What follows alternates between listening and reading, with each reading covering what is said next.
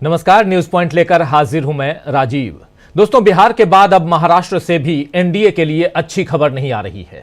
पूर्व मुख्यमंत्री एकनाथ शिंदे एक बार फिर बगावती मोड में दिखाई दे रहे हैं और अलग अलग जिलों में गार्जियन मिनिस्टर नियुक्त करने को लेकर इस बार शिंदे की नाराजगी सामने आई है और वो फिर से अपने कोप भवन यानी अपने सतारा वाले घर चले गए हैं।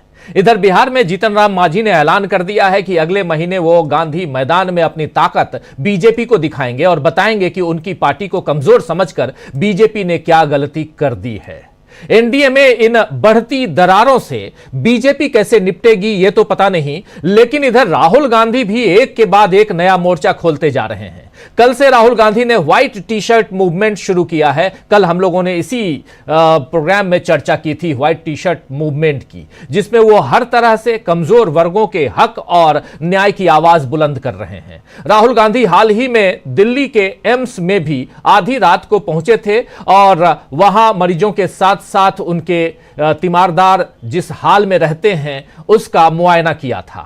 राहुल गांधी ने इसे नर्क बताते हुए एक वीडियो जारी किया था और अब उन्होंने केंद्रीय स्वास्थ्य मंत्री जेपी नड्डा और दिल्ली की मुख्यमंत्री आतिशी को चिट्ठी लिखी है। कांग्रेस ने इस चिट्ठी के साथ एक ट्वीट किया है और जिसमें लिखा है, क्या कुछ लिखा है जरा उस ट्वीट को हम स्क्रीन पे ले आते हैं। और ट्वीट में राहुल गांधी, कांग्रेस पार्टी खासकर लिख रही है कि नेता विपक्ष श्री राहुल गांधी ने देश भर से दिल्ली एम्स आने वाले मरीजों और उनके परिवारों को बेहतर सुविधाएं उपलब्ध कराने के लिए केंद्रीय स्वास्थ्य मंत्री और दिल्ली की मुख्यमंत्री को पत्र लिखा है। राहुल गांधी जी ने अपने पत्र में इलाज के लिए दिल्ली एम्स आने वाले लोगों को हो रही परेशानी के बारे में विस्तार से बताया है। इलाज के लिए दिल्ली आने वाले मरीज इस ठिठुरती ठंड में मेट्रो स्टेशन के नीचे सोने को मजबूर हैं। उनके पास न तो पीने के पानी की व्यवस्था है और न ही शौचालय की। आसपास कूड़े कचरे का भी ढेर लगा रहता है।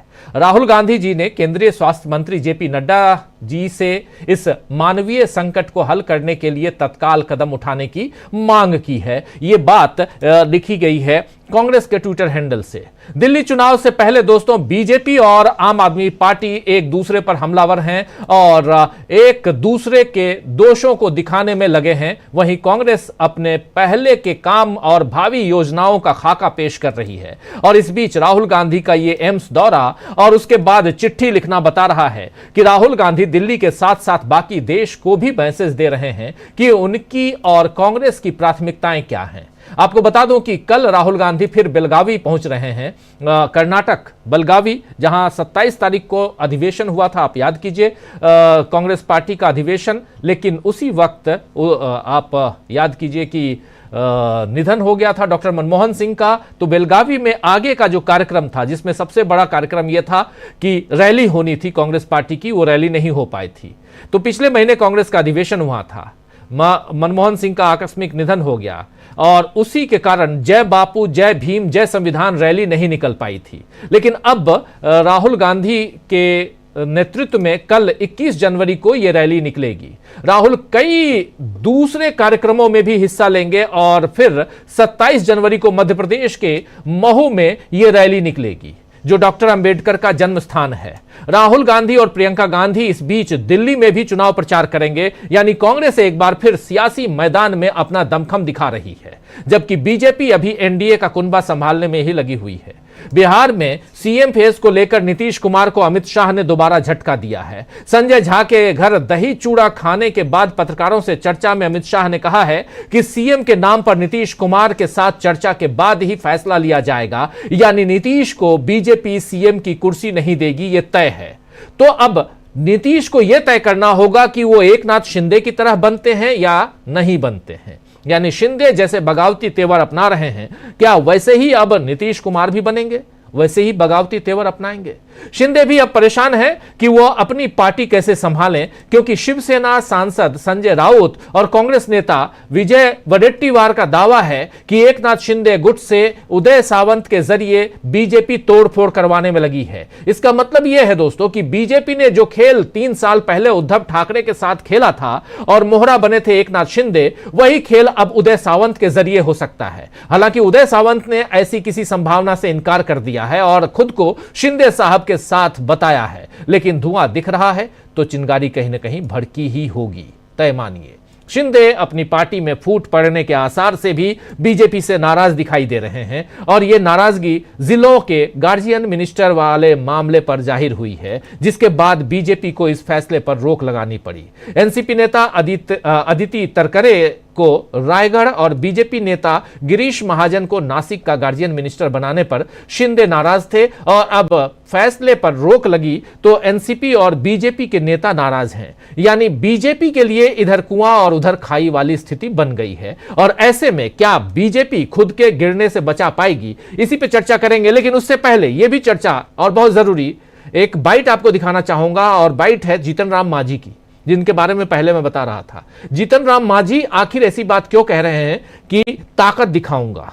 क्या एनडीए में सब कुछ ठीक है? और अगर एनडीए में ठीक है सब कुछ तो फिर बीजेपी के बल्ले बल्ले, लेकिन अगर एनडीए में सब कुछ ठीक नहीं है तो कैसे चलेगी नरेंद्र मोदी की सरकार? जरा सोचिए। उससे पहले जीतन राम मांझी की इस बाइट को सुनिए। किया जहां 20,000 आदमी थे, जुटा ले कोई दूसरा आदमी, हमारे ही आदमी को ले जाते हैं। कल हम क्लियर किया है अपने लोगों से कि हमारे गरीब लोग, खास करके जो भुइयां मुसहर परिवार है, जो बहुत गरीब तबके के लोग हैं, जिसको बहला फुसला कर लोग ले जाता है रैली में, सम्मेलन में नहीं कोई जाए, वो सब हम लोगों के साथ आता है। देखिए, 2 को हम लोग करने जा रहे हैं घोसी में, फिर आपको 28 फरवरी को करने जा रहे हैं गांधी मैदान में। ऐसा करके लोगों को बतलाना चाहते हैं कि जनमानस हमारे साथ है। अगर हमको दरकिनार कीजिएगा तो इसका खमियाजा एनडीए को भुगतना पड़ेगा, जो हम नहीं चाहते हैं। हमको भी तकलीफ होगी। वैसी परिस्थिति में झारखंड और दिल्ली में तो आप दरकिनार किए और झारखंड में तो नतीजा आपने देख लिया। हम मनाते हैं भगवान से कि दिल्ली में वो हालत नहीं हो, एनडीए के लोग वहां जीते और बिहार में सजग रहे, बिहार में सब लोगों को समन्वय रूप में साथ लेकर के आगे चले और जिसकी जितनी ताकत है उसको लोग समझें, तो ही हम लोग अपना ताकत उनको दिखला रहे हैं। तो सुन रहे थे आप, साफ साफ इससे क्लियर और क्या हो सकता है। झारखंड के नतीजे बता दिए। यहां जीतन राम मांझी अपनी ताकत बताएंगे। जीतन राम मांझी कह रहे हैं अभी तक थोड़ा सा दबी जुबान से अपनी बात रख रहे थे, लेकिन अभी अपनी बात पूरी तरह से खुल के यहां जीतन राम मांझी रख रहे हैं। आप समझ सकते हैं कि यहां से एनडीए की हालत क्या हो सकती है। एकनाथ शिंदे का जिक्र हमने कर दिया, बता दिया कि एकनाथ शिंदे उधर क्या कर रहे हैं। तो महाराष्ट्र से लेकर बिहार या बिहार से लेकर महाराष्ट्र, लेकिन बिहार और महाराष्ट्र चलें तो बीच में आंध्र प्रदेश भी है। आंध्र प्रदेश में भी क्या खेला हो रहा है। लेकिन उससे पहले बिहार से ही यहीं से शुरुआत करते हैं। राहुल गांधी की चर्चा भी हम करेंगे और व्हाइट टी शर्ट मूवमेंट की चर्चा भी करेंगे, उसको भी आगे बढ़ाएंगे। दिल्ली के चुनाव पर भी चर्चा करेंगे। आइए, हमारे साथ कुछ वरिष्ठ साथी जुड़े हुए हैं, पहले उन सबसे परिचय करवाता हूं आपका। बीजेपी एनडीए में फूट और राहुल ने कैसे संभाल लिया है मोर्चा। हमारे साथ देखिए इस वक्त 4 वरिष्ठ साथी जुड़े हुए हैं। शकील अख्तर जी हैं, अमलेंदु उपाध्याय जी हैं, प्रशांत टंडन जी हैं और डॉक्टर प्रकाश हिंदुस्तानी जी हैं। आप चारों का स्वागत है, इस्तकबाल है। स्वागत इस्तकबाल आप तमाम दोस्त साथी शुभचिंतक आप सबका जो अब तक जुड़ चुके हैं, जो जुड़ने वाले हैं इस कार्यक्रम में। सीधे शकील जी आपके पास आना चाहता हूं। शकील जी, बिहार चलें, जीतन राम मांझी जो कह रहे हैं कितना दम है, और वो भी एनडीए का नेता बोल रहा है और कह रहे हैं कि एनडीए, और बता भी रहे हैं ये एक तरह से धमकाने वाले अंदाज में अपनी बात कर रहे हैं, रख रहे हैं। कैसे देखा जाए? लेकर ही वो कह रहे हैं, कुछ भी छुपा के नहीं कह रहे, और कह रहे हैं कि अगर हमें दरकिनार किया तो हम बता देंगे, तुम्हें नुकसान उठाना पड़ेगा। इससे ज्यादा साफ बात और क्या हो सकती है। दरअसल ये सारी समस्याएं पैदा ही इसीलिए हो रही हैं कि बीजेपी वहां पे अपने सारे सहयोगियों को अलग थलग करना चाहती है। देखिए, बिहार में अगर नरेंद्र मोदी की या बीजेपी की सरकार बनी, वहां उन्हें सत्ता में शेयर मिला, तो वो मांझी या नीतीश कुमार की वजह से मिला। इसी तरह महाराष्ट्र में अगर उन्होंने सरकार में हिस्सेदारी की तो वहां शिंदे की वजह से की। अब जिसकी वजह से आप सत्ता में आए हैं उसी को आप दूर कर दें, हटा दें, तो कैसे बर्दाश्त करेगा। शिंदे इसीलिए नाराज हैं। और शिंदे की नाराजगी कोई साधारण नाराजगी नहीं है। शिंदे एक पार्टी को तोड़ के अपनी अलग पार्टी बना के बीजेपी का समर्थन किया और बीजेपी के साथ आए। लेकिन बीजेपी ने उन्हें क्या दिया? जो मुख्यमंत्री थे उन्हें मुख्यमंत्री पद से हटा दिया।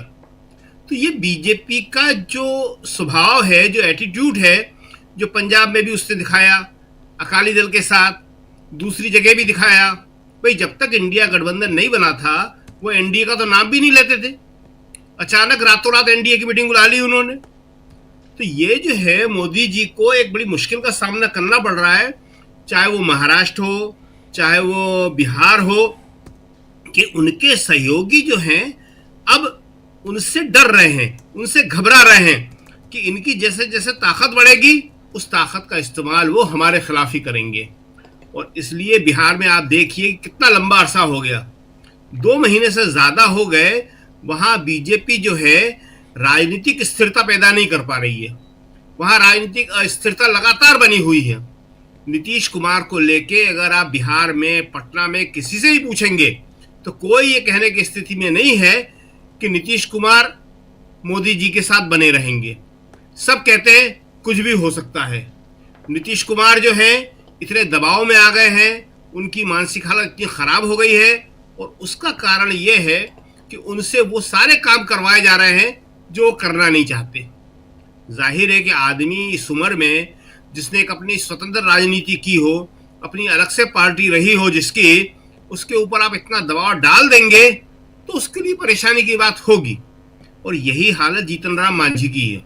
जीतन राम मांझी वाकई सही कहा उन्होंने, बिहार के सबसे गरीब, सबसे पिछड़े और सबसे कमजोर वर्ग का प्रतिनिधित्व करते हैं वो जी। और ऐसी स्थिति में उनके लिए ये बड़ा मुश्किल है कि वो सरकार के साथ आए, वो सरकार उन्हें अलग कर दे, नरेंद्र मोदी उन्हें अलग कर दें। और नरेंद्र मोदी अगर उन्हें अलग कर देते हैं तो फिर उनके लोगों के बीच उनकी स्थिति क्या रहेगी? इसलिए उन्होंने कहा कि देखिए मैं गांधी मैदान में आ रहा हूं और गांधी मैदान में मैं अपनी ताकत दिखाऊंगा और फिर आप फैसला कर लेना कि हमारी जरूरत आपको है या नहीं है। तो बिहार की राजनीति में इस समय एक भारी उथल पुथल हो रही है, जो सतह के ऊपर उतनी नहीं दिख रही है जितनी सतह के नीचे है।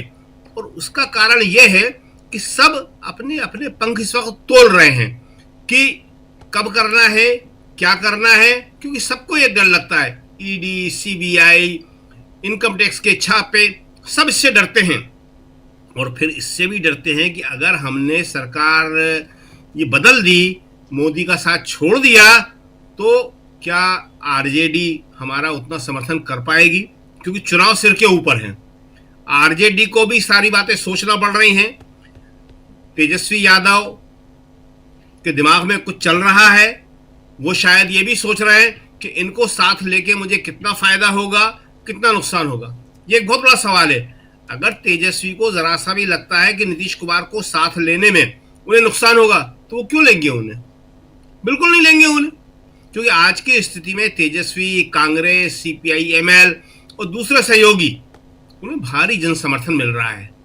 उस जन समर्थन में एक अविश्वसनीय आदमी और आ जाए तो ये सोचने का काम है कि क्या करना है, क्या नहीं करना।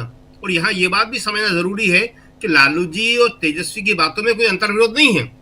लालू जी सिर्फ इतना कर रहे हैं कि नीतीश कुमार बीजेपी से छिटके।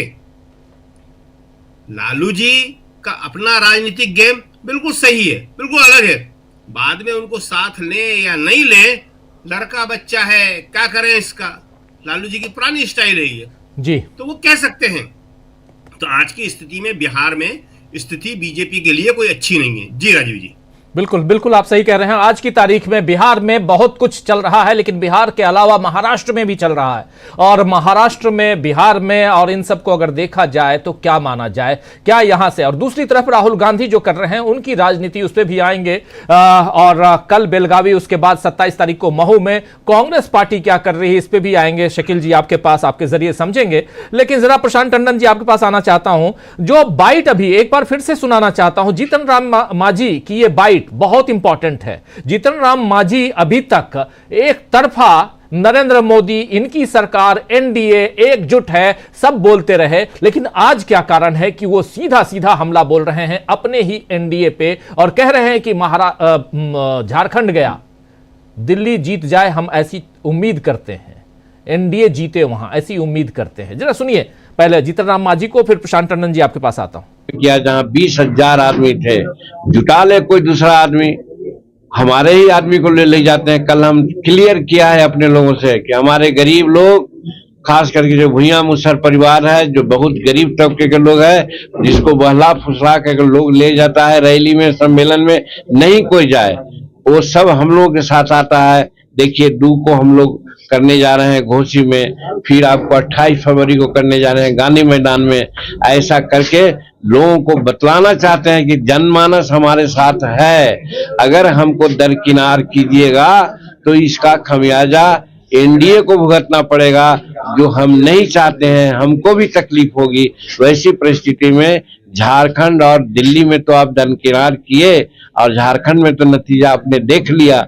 हम मनाते हैं भगवान से कि दिल्ली में वो हालत नहीं हो, एनडीए के लोग वहां जीते, और बिहार में सजग रहें, बिहार में सब लोगों को समन्वय रूप में साथ लेकर के आगे चले, और जिसकी जितनी ताकत है उसको लोग समझें, तो ही हम लोग अपना ताकत उनको दिखला रहे हैं।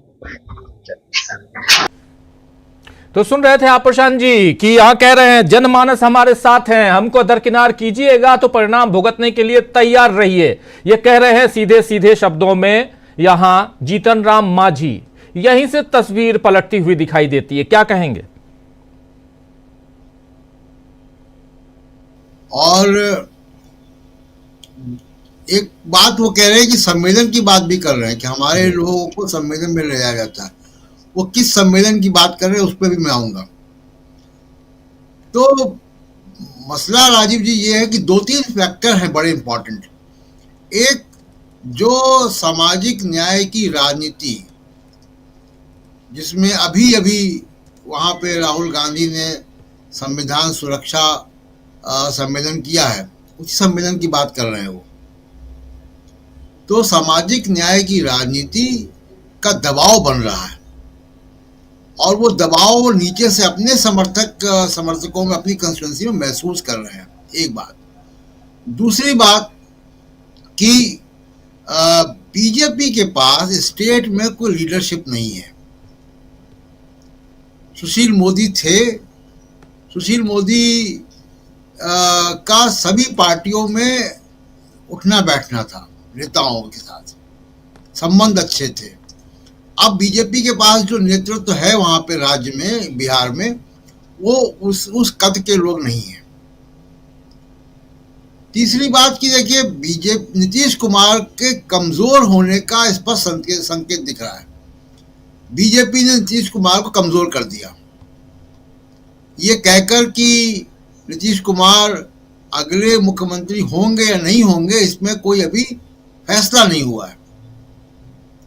ये कहते हैं नीतीश कुमार कमजोर हो गए बिहार में। जब आपका मुख्यमंत्री ही कमजोर हो जाएगा तो एनडीए का जो यूनिफाइंग फैक्टर है, जो एकता करने वाला कोई नेता है, वही कमजोर अगर है तो वो एकता क्या करेगा? तो एक सामाजिक न्याय का जो दबाव है, सामाजिक न्याय की राजनीति का, वो जो विमर्श है बड़ा हो रहा है, संविधान का, डॉक्टर अंबेडकर का, ये तमाम विमर्श बड़े हो रहे हैं। नीतीश कुमार कमजोर हो रहे हैं। और एक आखिरी बात कि एनडीए, जब पहला एनडीए था वाजपेयी जी के समय का, पहली बार नरेंद्र मोदी एक कोलिशन गवर्नमेंट चला रहे हैं। ना बिहार में, ना गुजरात में चलाई, ना दिल्ली में चलाई। पहली बार वो एक साझा सरकार चला रहे हैं। लेकिन जो साझा सरकार के मंत्र होते हैं वो उनको नहीं मालूम है, वो वाजपेयी जी को मालूम थे। और मोदी और अमित शाह दोनों की जो स्टाइल है वो ईडी, सीबीआई, मीडिया इस तरीके से रहती है। साझा सरकारों में ये नहीं चलता है। बहुत लंबे समय तक आप किसी मास बेस वाले नेता को दबा नहीं सकते, उसके पास उसके पीछे समर्थक होता है लाखों करोड़ों लोगों का। बिल्कुल।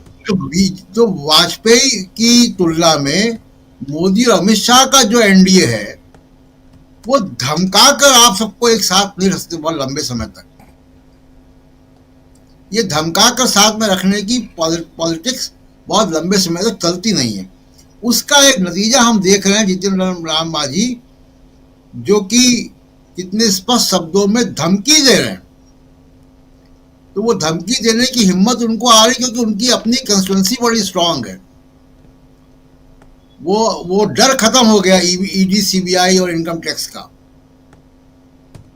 तो ये जो 2-3 फैक्टर हैं ये बड़े इंपॉर्टेंट है जो प्ले कर रहे हैं इस वक्त की पॉलिटिक्स में। और एक बड़ा इंपॉर्टेंट आपने गौर किया होगा, जब ये संविधान सुरक्षा सम्मेलन था, राहुल गांधी ने गुगली फेंकी वहां से और ये कह दिया कि नीतीश कुमार का जो जातिवार सर्वेक्षण था, सर्वे, वो फर्जी था, फेक है जी। वो उस गुगली को अभी लोग समझ नहीं पाए कि क्यों राहुल गांधी ने ऐसा कह दिया, जबकि वो जातिवार सर्वेक्षण सर्वे उसी समय हुआ था जब कांग्रेस भी शामिल थी सरकार में जी। ऑलरेडी महागठबंधन की सरकार थी, महागठबंधन की सरकार थी जी। तो वो गुगली राहुल गांधी ने इसलिए फेंकी कि नीतीश कुमार उसमें प्रतिक्रिया दें। अब नीतीश कुमार को डिफेंड करना है अपने ही सर्वेक्षण को, और वो कर नहीं सकते क्योंकि बीजेपी उसको करने नहीं देगी जी। तो ये जो पूरा सामाजिक न्याय का विमर्श है और उसकी लेयर्स हैं, और जो बिहार की राजनीति उसी से गवर्न होती है दशकों से, सामाजिक न्याय के आंदोलनों की जमीन है बिहार, ये सारे कंफ्यूजन वहां फैलेंगे। लालू प्रसाद यादव की स्ट्रेटजी बड़ी साफ है, वो एक मजे हुए नेता हैं और एक बयान उन्होंने देकर चुपचाप वो बैठ गए। अब नीतीश कुमार जहां भी जा रहे हैं वो रिपोर्टर्स के माइक आते हैं और सब यही पूछ रहे हैं, तो उनके जो कब पलटी मारेंगे कब नहीं मारेंगे यही सवाल घूम रहा है। लालू प्रसाद यादव की स्ट्रेटजी बड़ी साफ है कि वो किसको लेते हैं किसको नहीं लेते वो आगे देखा जाएगा जी। अभी वो एनडीए के खेमे में कंफ्यूजन फैलाने में कामयाब हो गए। यही एक बड़े बझे हुए नेता की एक पहचान है कि उन्होंने बैठे बैठे एक साउंड बाइट देकर 30 सेकंड की पूरे एनडीए के कुनबे में हाय तौबा मचवा दी। अब सब लोग बोल रहे हैं, चिराग पासवान बोल रहे हैं, उनके चाचा बोल रहे हैं, जीतन राम मांझी बोल रहे हैं, नीतीश कुमार कभी हाथ जोड़ते हैं, कहीं बोलते हैं, कभी नहीं बोलते हैं। तो पूरा जो कंफ्यूजन है एनडीए कैंप में वो लालू प्रसाद यादव ने 30 सेकंड का एक इंटरव्यू में एक बाइट देकर फैला दिया। अब क्योंकि सामाजिक न्याय का विमर्श वहाँ बहुत गहरा है, और याद कीजिए कि जब मोहन भागवत ने कह दिया था कि आरक्षण का रिव्यू हम करेंगे, उस पर पुनर्विचार करेंगे, और वो चुनाव उलट गया था उसी एक बयान से उलट गया था चुनाव। तो वो सारी फैक्टर्स अभी भी हैं।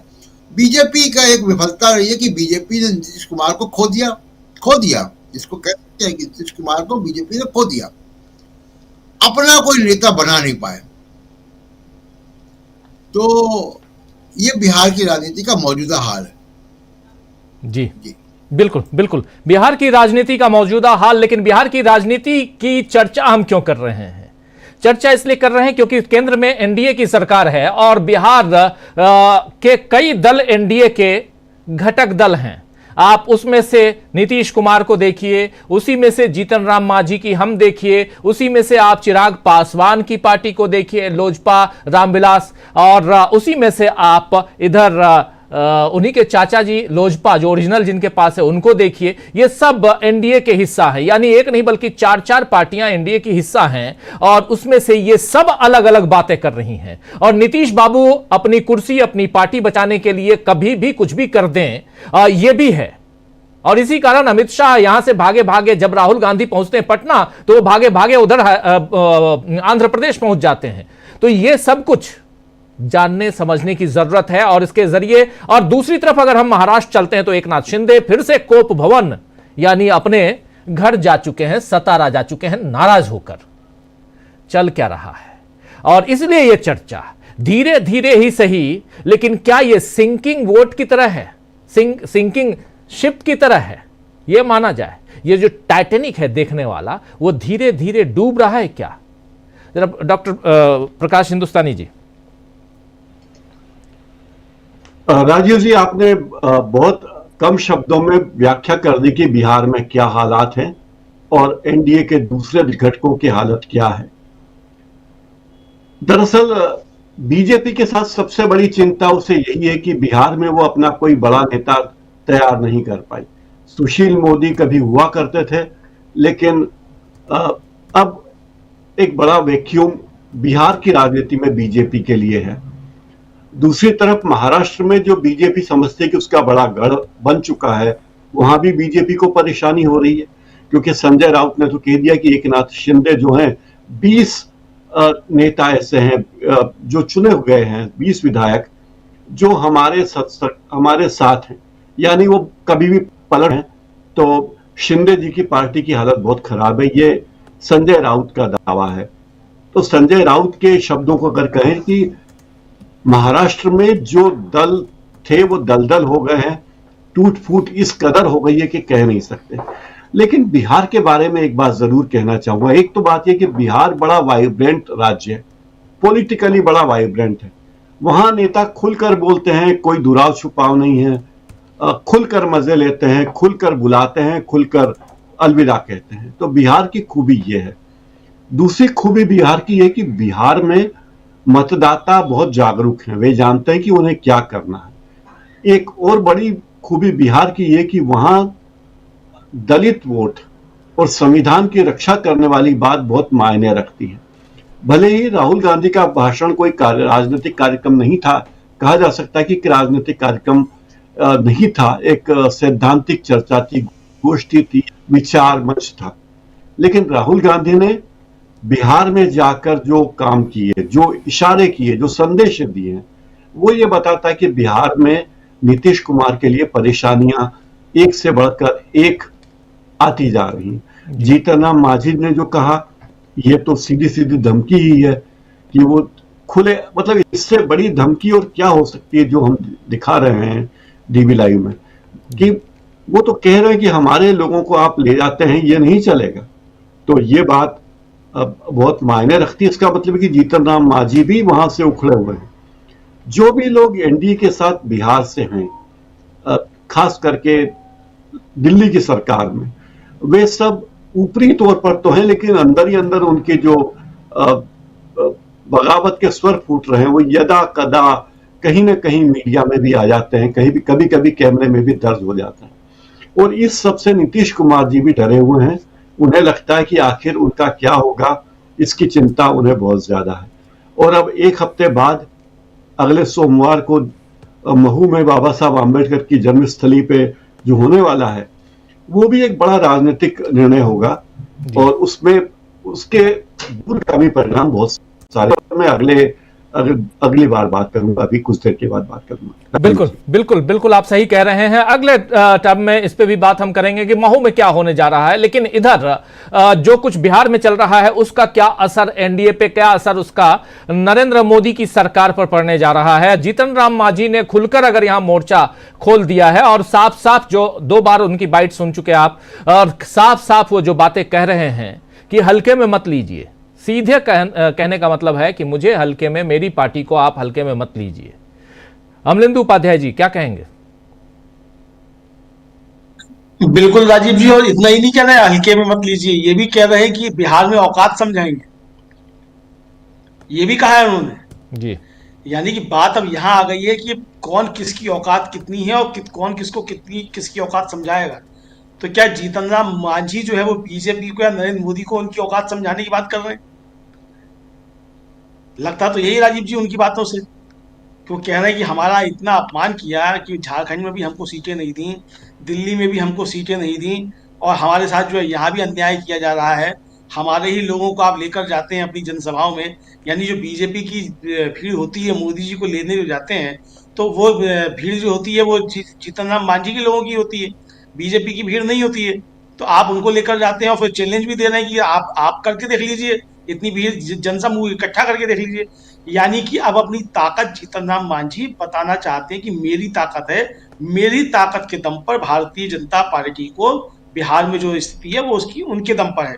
लोकसभा में भी जो सीटें मिली हैं, भले ही जीतन राम मांझी अकेले अपनी सीट जीते हैं, लेकिन बीजेपी को जो सीटें मिली हैं वो जीतन राम मांझी की वजह से मिली हैं। ये जीतन राम मांझी बताना चाहते हैं, और ये बताना चाहते हैं कि अगर आपने हमारा हिस्सा हमको नहीं दिया तो फिर नमक का दरोगा जो प्रेमचंद की कहानी है वो हाल जो है मोदी जी आपकी भारतीय जनता पार्टी का हम कर देंगे। सीधे सीधे ये बताना वो चाह रहे हैं एक तरीके से देखा जाए जीतन राम मांझी। तो राजीव जी ये समझा जा सकता है कि ये सिर्फ जीतन राम मांझी का मसला नहीं है, या अकेले नीतीश कुमार का मसला नहीं है, या अकेले ये एकनाथ शिंदे का मसला नहीं है। असल में भारतीय जनता पार्टी या कहिए कि मोदी शाह जिस तरीके से अपनी पार्टी को हाँकते हैं उसी तरीके से वो एनडीए को हाँकने की कोशिश कर रहे हैं। और ये हाँकना शब्द मैं इसलिए इस्तेमाल कर रहा हूँ क्योंकि जो दोनों की भाव भंगिमा होती है, छोटे बड़े जो मोटा भाई हैं उनकी, वो साफ तौर पे ये होती है धमकाने वाली, मतलब अपने साथियों को भी धमकाने की, अपने पार्टी के नेताओं को भी धमकाने की। तो जो धमकाने वाली मुद्रा होती है तो वो अब ये समझ नहीं पा रहे हैं कि भाई अब 4 जून 2024 के बाद आपकी वो धमकाने की शक्तियां खत्म हो चुकी हैं। अब आपको मान मनोबल से काम चलाना होगा, लेकिन वो अभी तक उससे बाहर ही निकलना नहीं चाहते। जो होता है मतलब जो एक आदत पड़ जाती है, क्योंकि लंबे समय तक मोदी जी रहे, लगभग 13 साल मुख्यमंत्री रहे, तब भी जो है इसी धमकाने के अंदाज में वहां सरकार चलाई। 10 साल यहाँ प्रधानमंत्री रहे तो उसी धमकाने के अंदाज में। यहाँ तक कि बताया जाता है कि जो एक बड़े नेता नंबर 2 के समझे जाते हैं, एक परेड में जो है उनको धक्का देकर किनारे कर दिया गया, चूंकि वो कैमरे के बीच में आ रहे थे। तो इतना सब जो राजीव जी हो रहा है, तो ये साफ तौर पे संकेत मिल रहे हैं। अब जो महाराष्ट्र का मसला है राजीव जी, वो तो और भी ज्यादा दिलचस्प है। यानी कि पहले सुनील तटकरे की बेटी जो अदिति तटकरे, उनको जो एनसीपी की हैं, और गिरीश महाजन जो बीजेपी के हैं, उनको बनाया गया नासिक का, अदिति तटकरे को रायगढ़ का, वहां जो था वो गार्जियन मिनिस्टर बनाया गया। अब ये नया पोस्ट एक तो निकल आई है राजीव जी, गार्जियन मिनिस्टर। यानी किस तरीके से एक एक जिला जो है एक एक मंत्री के हवाले किया जाना है कि आपको वहां से जो लूट सकना है लूट लो, यही कहा जा सकता है। वरना गार्जियन मिनिस्टर तो अभी तक संविधान में तो कोई पद है नहीं कि गार्जियन मिनिस्टर भी किसी जिले का होता है। यानी एक तरह से कहा जाए कि मिनी मुख्यमंत्री जो है हर जिले में एक एक तैनात किए जाएंगे, वो वहां के सारे काम धाम देखेंगे, वहां का प्रशासन सीधे उनकी जिम्मे होगा। एक तरीके से अच्छी बात यह कि चलिए सत्ता का विकेंद्रीकरण आप इसको कह सकते हैं, लेकिन असली बात जो ये है कि जब एकनाथ शिंदे नाराज हो जाते हैं और देवेंद्र फडणवीस हैं विदेश में, दावोस में हैं, और उनके दावोस में होते हुए और वो उस पर रोक लग जाती है, तो आदित्य ठाकरे ने यही सवाल उठाया है कि जो ईवीएम से बनी हुई सरकार है, ये ईवीएम से बनी सरकार जो है इसको चला कौन रहा है? कि जब एकनाथ शिंदे नाराज हो जाते हैं तो आपने जो इनका स्टे कर दिया, तो आखिर चलिए आपने स्टे कर दिया वो तो समझ में आता है, लेकिन जिनको आपने मंत्री मतलब गार्जियन मंत्री बनाया था, क्या ये उनका अपमान नहीं जिनसे आपने ये छीन लिया? यानी सीधे सीधे बीजेपी के गिरीश महाजन और एनसीपी की अदिति तटकरे, उनका ये साफ तौर पे अपमान है। तो इसीलिए अब अजीत पवार जो है वो नाराज दिखाई पड़ते हैं। तो कुल मिला के राजीव जी बात यह है कि एनडीए में बड़ी फूट पड़ चुकी है। बस ये है कि जो दरारें पड़ रही हैं, जो चटकना शुरू हो गई हैं, देखना ये कि दरारें कितनी और चौड़ी होती जाती हैं और ये खाई बनकर जो है ये किला गिरता कब है एनडीए का। बिल्कुल बिल्कुल, ये किला गिरता कहाँ है एनडीए का, एनडीए के अंदर। और सही मायने में देखा जाए तो बीजेपी के अंदर भी बहुत कुछ चल रहा है। बीजेपी अभी तक अपना अध्यक्ष नहीं चुन पाई है।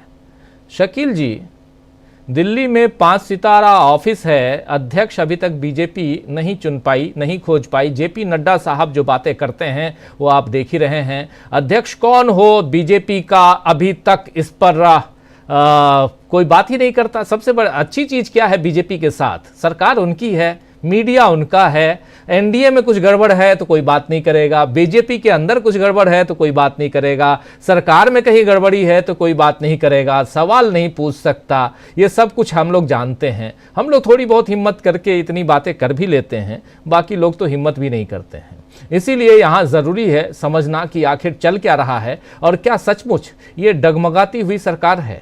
और दूसरी तरफ राहुल गांधी क्या कर रहे हैं, ये ज़रा आप बताइए। ये वाइट टी शर्ट मूवमेंट क्या है और इसके जरिए राहुल गांधी क्या अप्रोच उनका है, कहां तक पहुंचना चाहते हैं? बेलगावी में कल क्या कुछ होने जा रहा है, फिर महू में। ये लगातार बेलगावी भी यहां पर दिल्ली में नहीं है और महू भी दिल्ली में नहीं है, चुनाव दिल्ली में है। आज पदयात्रा राहुल गांधी की कैंसिल हो गई, लेकिन जो दिल्ली में होनी थी, लेकिन बेलगावी और उधर महू, ये इसके मायने क्या हैं? क्या मध्यावधि की तैयारी में लग गए हैं राहुल गांधी? शकील जी, आपने कहा राहुल क्या कर रहे हैं जी, तो फिलहाल अभी का लेटेस्ट अपडेट हम बता दें आपको, फिलहाल तो वो शादी का निमंत्रण पत्र स्वीकार कर रहे हैं। किसकी शादी? शिवराज सिंह चौहान, कृषि मंत्री, जो मध्य प्रदेश के मुख्यमंत्री रहे, वो अभी अपनी लड़के की शादी का निमंत्रण देने राहुल के पास पहुंचे और राहुल ने उस निमंत्रण पत्र को स्वीकार किया। मल्लिकार्जुन खड़गे के पास भी पहुंचे शिवराज सिंह चौहान, उन्होंने अपने लड़के की शादी का निमंत्रण दिया। तो राहुल अभी फिलहाल जो आपने पूछा कि क्या कर रहे हैं, तो वो जो है इस वक्त अपने विपक्षी नेताओं से, अपने विरोधी नेताओं से दिल खोल के मिल रहे हैं। और ये एक बड़ी अच्छी बात है। यही राहुल का आकर्षण है, यही राहुल की शक्ति है, उनकी स्ट्रेंथ जिसे कहते हैं कि उनके पास सब आते हैं। खैर, तो ये एक अपडेट था जो हमने किया। अब दूसरी बात कि कल का जो बेलगावी का है बड़ा इंपॉर्टेंट है। जब बेलगावी में सीडब्ल्यूसी की मीटिंग हुई थी, उसके नेक्स्ट डे तय था कि वहां पे एक रैली को राहुल गांधी और मल्लिकार्जुन खड़गे संबोधित करेंगे। लेकिन पूर्व प्रधानमंत्री मनमोहन सिंह के देहांत की खबर के बाद कांग्रेस तत्काल वहां से पूरी की पूरी जितने भी नेता थे सब वापस यहाँ पे चले आए और अब जो है उस प्रोग्राम को वो कल करने जा रहे हैं।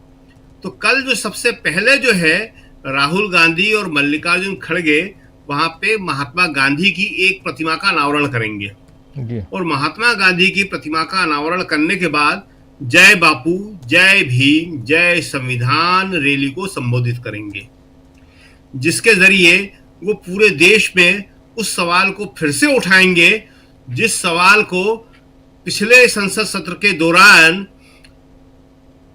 अमित शाह ने गर्म किया था। अंबेडकर, अंबेडकर, अंबेडकर, जय भीम, जय संविधान, इस रैली का मूल स्वर होगा। और यही जो है इसको जब महू में भीमराव अंबेडकर के जन्म स्थान पर होगी रैली तो वहाँ होगा। इंदौर के बिल्कुल नज़दीकी है महू और डॉक्टर प्रकाश हिंदुस्तानी पिछली बार जब राहुल वहाँ आए थे तो शायद वहाँ थे, हमें जहाँ तक याद आ रहा है महू में थे वो वहाँ पे, हम भी वहीं पे थे महू में उस वक्त। तो अभी 27 को फिर राहुल वहाँ पहुँच रहे हैं। तो ये दोनों रैलियाँ बहुत इम्पोर्टेंट हैं और इसके ज़रिए इस बात को फिर से उठाया जाएगा कि भाई आपकी राजनीति कुछ भी हो, विचारधारा कुछ भी हो, लेकिन संविधान के निर्माता डॉक्टर अंबेडकर का अपमान करने की क्या ज़रूरत है जी। और डॉक्टर अंबेडकर का अगर आप अपमान करते हैं तो इसका सीधा सीधा मतलब है कि आप संविधान को अमान्य कर रहे हैं, आप संविधान का अपमान कर रहे हैं। और ये बात आज की तारीख में देश की जनता को बताना बहुत ज़रूरी है। जीतन राम मांझी जो थोड़े से परेशान दिख रहे हैं उसका कारण यही है, यही संविधान। इसी संविधान ने जीतन राम मांझी के कमज़ोर वर्ग को सबसे ज़्यादा सहारा दिया। देश में जो जितना ज़्यादा गरीब है, जो जितना ज़्यादा पिछड़ा, दलित और शोषित है, उसको सबसे बड़ा समर्थन अगर किसी से मिलता है तो संविधान में दिए हुए अधिकारों से मिलता है, जो कहते हैं कि यहाँ सब समान है। और यहीं से हम आपको बताना चाहेंगे कि जिस आप आंदोलन का जिक्र कर रहे हैं, वाइट टी शर्ट मूवमेंट, वो भी इसी से जुड़ा हुआ है। वाइट टी शर्ट मूवमेंट कोई अलग नहीं है, राहुल इसको संविधान में से ही निकाल के लाए हैं। इसमें राहुल ने क्या कहा है कि जो मेहनत कश वर्ग है, उसमें एक शब्द और यूज किया गया है, गिग वर्कर्स जो आजकल कहा जाता है, जिसमें राहुल जो कई समाज के वर्गों से मिले वो सारे गिग वर्कर्स हैं, अलग अलग समूहों के लोग, अलग अलग मेहनत कश लोग, अलग अलग काम करने वाले लोग, असंगठित क्षेत्र के लोग जिसे कहा जाता है। तो उनके लिए क्या करना चाहिए सरकार को, हम क्या कर सकते हैं, क्या चेतना जगाना चाहिए, वही वाइट टी शर्ट मूवमेंट में है। और राहुल ने इसमें 5 इसके उद्देश्य बड़े स्पष्ट किए हैं और वो उद्देश्य ऐसे हैं कि बीजेपी की डिक्शनरी में तो दूर दूर तक वो शब्द ही नहीं है, किसी भी राइटिस्ट पार्टी के शब्दकोश वो वर्ड हो ही नहीं सकते हैं। प्रतिक्रियावादी लोग इन शब्दों से नफरत करते हैं। करुणा सबसे बड़ा शब्द, जिस करुणा का इन लोगों में सबसे ज्यादा अभाव पाया जाता है, जो बुद्ध का सबसे पहला मंत्र था। बुद्ध ने करुणा की बात की थी। उसके बाद अहिंसा, गांधी का, कि हम आंदोलन करेंगे, लोगों की मदद करेंगे, मगर अहिंसा के द्वारा। सबकी प्रगति, किसी एक की नहीं, हमारी प्रगति में सब शामिल है, सबकी प्रगति। एकता, गिग वर्कर्स, असंगठित लोग, गरीब, दलित, पिछड़े, आदिवासी, सबको एक रहना पड़ेगा, एकता। और लास्ट जो है वो बहुत बड़ा शब्द है, समानता, इक्वलिटी, कि देश में सब समान है। ये तुम कहते हो कि ये अमीर है तो इसको विशेष अधिकार है, चाहे जो खरीद सकता है, नहीं। इस वाइट टी शर्ट मूवमेंट में यह बात कही गई है कि मोदी ने कुछ अमीर लोगों को बहुत आगे बढ़ा दिया। समानता वहीं आती है कि हम ये नहीं होने देंगे कि आप चाहे जिसको आगे बढ़ा दो, क्यों? क्योंकि वो पहले ही पैसे वाला है, और चाहे जिसको और गरीब कर दो क्योंकि वो पहले से ही गरीब है जी। तो ये जो उनका व्हाइट टी शर्ट मूवमेंट है, हम तुलना नहीं कर रहे हैं, करना भी नहीं चाहिए तुलना, लेकिन ये कुछ कुछ वैसा ही आंदोलन है और कुछ कुछ इसका वैसा ही प्रभाव पड़ेगा जैसा खादी के आंदोलन से पड़ा था। देश भर में खादी ने एक माहौल रच दिया था, माहौल बना दिया था। गांधी ने शुरू किया था वो। गांधी बहुत बड़े आदमी थे, उनकी किसी के साथ कोई तुलना नहीं हो सकती है, लेकिन उसको देख के अपना आंदोलन बनाया जा सकता है, प्रेरणा ली जा सकती है, और राहुल ने वही किया। उसी तरह का सफेद टी शर्ट सस्ती होती है, सामान्य होती है, महंगी नहीं होती कोई। उस सफेद टी शर्ट को एक प्रतीक बना के कि ये जितने भी गरीब हैं, पिछड़े हैं, गिग वर्कर्स हैं, असंगठित क्षेत्र के लोग हैं, छोटा छोटा व्यवसाय करते हैं, अलग अलग व्यवसाय करते हैं, इन्हें एकता के सूत्र में कैसे पिरोया जाए, इन्हें अपने अधिकारों के लिए लड़ने के लिए कैसे प्रेरित किया जाए। राजीव जी, बहुत बड़ा आंदोलन है ये। अगर कांग्रेस इसको कर पाई, राहुल तो करेंगे, लेकिन पूरी कांग्रेस के समर्थन में खड़ी हो जाए अगर, तो ये जो है देश की राजनीति को पूरी तरह बदल देगा। क्योंकि देश में आज जो सबसे बड़ी समस्या है वो यही है कि वैसे तो संगठित क्षेत्र पर ही बहुत मार पड़ रही है, उस संगठित क्षेत्र का वर्कर जो है वो भी बहुत परेशान हर जगह, लेकिन असंगठित क्षेत्र का वर्कर तो सबसे ज्यादा परेशान है। उसकी तो कोई बात करने वाला नहीं है, कोई बात सुनने वाला नहीं है। को तो मतलब ये बात मालूम है, बहुत सारे लोगों को मालूम होगी भी हम बता देते हैं इस बात को कि पहले तो इन्होंने सरकारी नौकरियां बंद करी, जो युवा सरकारी नौकरी में जाते थे, और जिन दलित, पिछड़े और आदिवासियों को सरकारी नौकरी में आरक्षण मिलता था वो सब खत्म हो गया अब। फिर इन्होंने ठेके पे नौकरी देना शुरू करी, कॉन्ट्रैक्ट होते थे 3 साल का, 5 साल का, अब वो कॉन्ट्रैक्ट भी खत्म हो गया।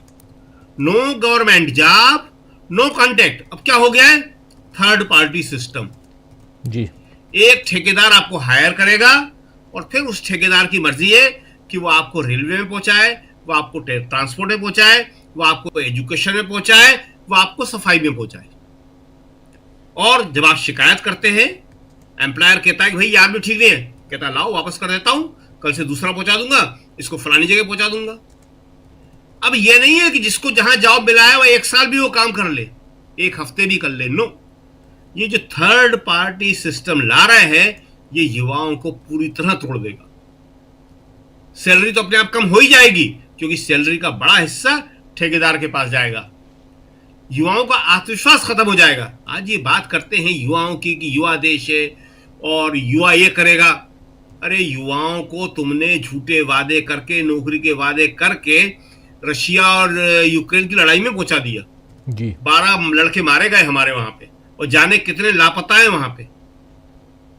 हमारे देश के लड़के को यहां अगर रोजगार मिल जाएगा वो लड़ने के लिए रूस जाएगा। आप सोचिए, कल्पना कीजिए। और जो जाते हैं लड़ने, उनके लिए शब्द क्या है मालूम होगा हमारे दर्शकों को? मर्सनरी, भाड़े के सिपाही। ये वो सिपाही नहीं होते कि जिनमें एक आन बान शान होती है, जिनमें एक गर्व होता है। ये भाड़े के सिपाही कहलाते हैं, जिनकी कोई इज्जत नहीं होती, सम्मान नहीं होता। किराए के सिपाही, भाड़े के सिपाही, मर्सनरीज। जी। बहुत खराब शब्द है ये। तो ये देश को आज उस स्थिति में ले आए हैं कि हमारा युवा जो है आज मर्सरी बन रहा है, आज थर्ड पार्टी कॉन्ट्रैक्ट पे वो काम करने पे मजबूर है। उसको ये नहीं मालूम कि मुझे किस डिपार्टमेंट में जाना है। ठेकेदार कहता है आओ, इतनी तनख्वाह लो, कल सुबह 8 बजे आना, मैं बताऊंगा तुम्हें कहां जाना है। तो इस स्थिति से निपटने के लिए ही राहुल का जो व्हाइट टी शर्ट मूवमेंट है वो बहुत ही महत्वपूर्ण है। और अगर ये अच्छी तरह से चल गया तो ये देश की जो युवाओं की बेरोजगारी की समस्या है, युवाओं के जो आत्मविश्वास के टूटने की समस्या है, उन सबको खत्म कर देगा और देश में एक नई क्रांति की शुरुआत कर देगा। जी राजीव जी बिल्कुल, एक नई क्रांति की शुरुआत ऑलरेडी हो चुकी है। मान के चलिए राहुल गांधी जो काम कर रहे हैं वो एक अलग राजनीति, जिस पे हम लोग पहले भी चर्चा कई बार कर चुके हैं, एक अलग राजनीति, उसी राजनीति में एक नया आयाम व्हाइट टी शर्ट मूवमेंट और इसके जरिए यंगस्टर्स को जोड़ना, बेरोजगारों को जोड़ना, ये सारा काम राहुल गांधी करेंगे। लेकिन उससे पहले देश में जो चल रहा है और इन सब को करके एक बहुत ही महत्वपूर्ण बात की महू या बेलगामी में जो सभा हो रही है वो सभा क्या दिल्ली में नहीं हो सकती थी? और दिल्ली में चुनाव है, दिल्ली पर फोकस न करके कांग्रेस पार्टी उधर फोकस क्यों कर रही है, ये सब भी समझने की कोशिश हम कर रहे हैं इस कार्यक्रम के जरिए। और दूसरी तरफ उधर जीतन राम मांझी ने जो मोर्चा खोल रखा है उसके क्या मायने हैं,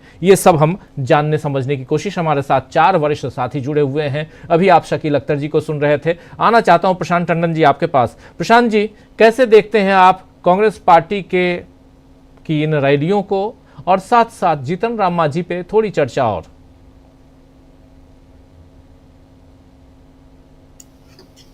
देखिए, वो रैली तो पहले से तय थी और डॉक्टर मनमोहन सिंह के निधन की वजह से वो रैली अब हो रही है, और उसके कारण दूसरे थे। उसके कारण महात्मा गांधी से जुड़ा हुआ एक वाकया था जिसकी वजह से वहाँ हो रही थी। अब लेकिन देखिए, आप सोशल मीडिया के ज़माने में रैली आप कहीं भी करें, संदेश तो पूरे देश में जाता ही है। जो मुझे खबर मिल रही है कि शायद 26 जनवरी के बाद से राहुल गांधी दिल्ली में पदयात्रा वाला कार्यक्रम शुरू करेंगे। और लेकिन दिल्ली की राजनीति में आज उन्होंने जो चिट्ठी लिखी, जरा मैं एक आध मिनट उस पर बात रख दूं अपनी केवल, कि जो जेपी नड्डा को चिट्ठी लिखी है उन्होंने, और दिल्ली की मुख्यमंत्री आतिशी को एम्स में जो वो गए थे जी, ये चिट्ठी है सामने जी। वो एम्स में 10 से 15 हजार लोग रोज आते हैं। शीला दीक्षित जब मुख्यमंत्री तब इतने लोग नहीं आते थे, लेकिन एक काम उन्होंने किया था। और अब वो काम ऐसा तो नहीं कर सकते कि सलूशन था, लेकिन एक सलूशन की तरफ एक इशारा था कि बहुत सारी डीटीसी की बसें हैं, उन डीटीसी की बसें जो खराब हो जाती है या बहुत सर्विस में के लायक नहीं होती हैं, उन बसों की सीटें निकालकर रात में वो बसें वहां खड़ी हो जाती थी। और ये जो एम्स में लोग आते हैं उन बसों में रात में सोते थे और सुबह वो बसें हट जाती थी। वहां पे आसपास सस्ती कैंटीन भी थी, तो देखा, मैंने ही देखा, सस्ती कैंटीन थी, वहां लोग खाना खा लेते थे। तो ये एक सलूशन था। मेरा कहने का 10-15 हजार लोग अगर रोज आते हैं, और केवल एम्स में नहीं, दिल्ली के तमाम और अस्पतालों में इस तरीके का ओपीडी में आपको भीड़ दिखाई देगी। कुछ ना कुछ एक परमानेंट सलूशन उसका आना चाहिए, कोई सिस्टम बनना चाहिए कि देश भर से लोग अगर आते हैं तो वो सम्मान पूर्वक रह पाएं, और इतनी ठंड में रात में जो है वो लाइन पे लगते हैं। सुबह मैंने खुद देखा, जाके यहाँ चर्चा भी की थी जब मैं गया था। अब दिल्ली के इलेक्शन में जो कुछ देखने को मिल रहा है कि एक तो पोल्यूशन बहुत बड़ी समस्या है, कोई एक बड़ा वॉर फुटिंग वाला कार्यक्रम किसी पार्टी की तरफ से आया नहीं है। दिल्ली में हम लोग चर्चा करेंगे तो ये सब बातें होंगी। अब यहाँ पे जब मैं कांग्रेस और जो वाइट टी शर्ट मूवमेंट है, बिहार है, इसके मद्देनजर देखिए राहुल गांधी जो कर रहे हैं कि आज 2 बड़ी घटनाएं हैं। अभी भारत के समय के हिसाब से 10:30 बजे ट्रंप का शपथ ग्रहण अमेरिका में, जी, अगला टर्म उनका शुरू होगा। और 10 सबसे बड़े नए, सबसे दुनिया के रईस उद्योगपतियों की लिस्ट आई है। उसमें टॉप 10 में 10 में से 9 अमेरिकन हैं, और जो 9 अमेरिकन हैं उसमें अधिकांश फर्स्ट जनरेशन उद्योगपति हैं, फर्स्ट जनरेशन रिच पीपल हैं, बिलियनर्स हैं, और वो सब इनोवेटर्स हैं, टेक्नोलॉजी के लोग हैं। उसमें अमेजन का मालिक है, उसमें फेसबुक का फाउंडर है, उसमें एलन मस्क है, ट्विटर, एक्स जो है, और जो टेस्ला है, गूगल के लोग हैं, माइक्रोसॉफ्ट के लोग हैं। ये सब फर्स्ट जनरेशन बिलियनर्स हैं। ये अब 10 में से 9 अमेरिकन हैं उसमें। ये नई पॉलिटिक्स को दिशा देंगे। टेक्नोलॉजी के लोग हैं, इनोवेटर्स हैं। भारत को इसी की आवश्यकता है कि नए आइडियाज आए, नए इनोवेटर्स आए, और वो इनोवेटर्स तब आएंगे जब ये वाइट टी शर्ट जैसे मूवमेंट होंगे। आंदोलन के तौर पे ये चीजें होंगी कि जब इनोवेटर्स को, क्रिएटिव लोगों को, जिनके पास कुछ आइडियाज हैं, जो नए तरीके के थॉट लीडर्स हैं। कल मैंने चर्चा की थी कि किस तरीके से नीतियां बनती हैं। नीतियां बनती हैं जो उद्योगपतियों के अड्डे बने हुए हैं,